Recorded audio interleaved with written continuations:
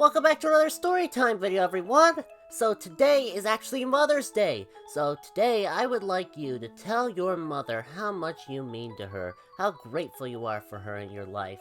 Or if you aren't in touch with your mother, maybe your grandmother, or your aunt, or whoever else fulfills the maternal figure in your life.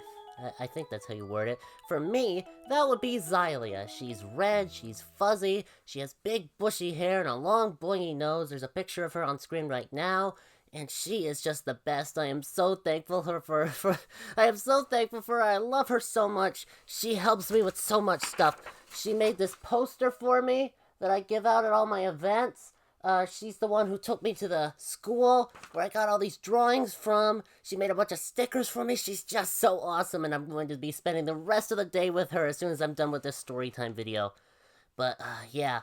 It turns out that I didn't actually have a Mother's Day book to read today. I don't have any. But I did say last week that I'd be reading another Pete the Cat book. And that's exactly what we're gonna do. We got Pete the Cat and the Supercool Science Fair. Pete the Cat, the Supercool Science Fair. We're going to be reading that right now, so let's get started, shall we? Pete the Cat and the Supercool Science Fair by Kimberly and James Dean, as always. Pete cannot wait for Friday. His school is having a science fair. Pete has never been a scientist. Now he can try it out. Pete's teacher tells the students they will do experiments in groups. Pete is in a group with Callie, Gus, and Squirrel. Huh. So the other characters get names, but not Squirrel. He's just Squirrel. Should have given him a name, I think. Our experiment is going to be groovy, says Pete. What should we do? Let's build a mini submarine, says Callie. Or grow a giant tree, says Squirrel. Or invent an invisible guitar, says Pete. Why don't we make a volcano, asks Gus. Whoa, they all say. Volcanoes are awesome. The group plans the experiment at Pete's house. His mom brings them snacks. Would any scientist like a cookie, she asks. They all raise their hands. The cookies are warm and gooey.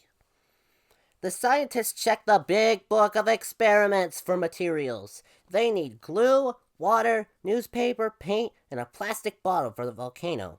They need vinegar, baking soda, liquid dish soap, and a secret ingredient for the lava. Ooh. Pete and Gus mix the glue and water. Squirrel and Callie tear the newspaper into strips. They cover the plastic bottle with glue and paper. It looks like a sticky white volcano. Oh, and see here, we got a bunch more stickers. They had this in the last one, too. Oh no! The paint in the brown bottle is blue! What are we going to do, asked Callie. They can't find brown paint anywhere.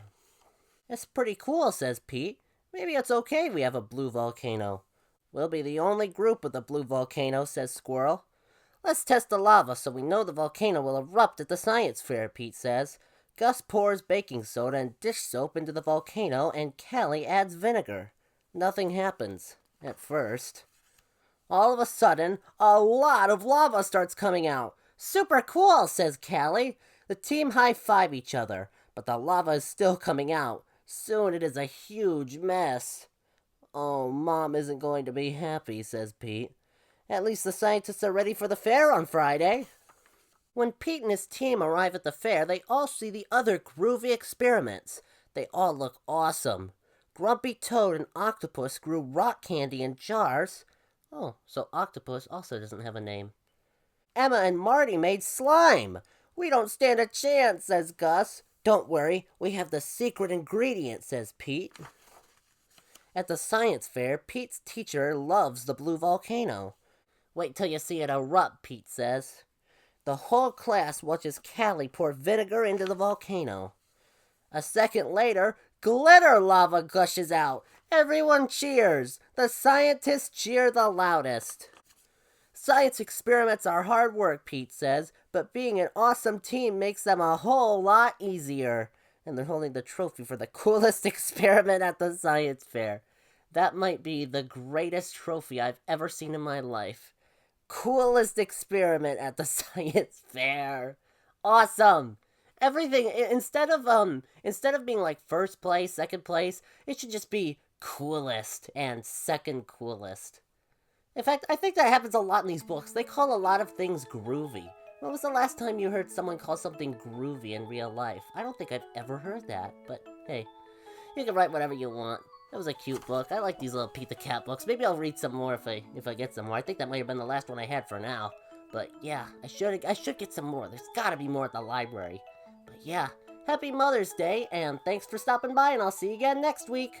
See ya!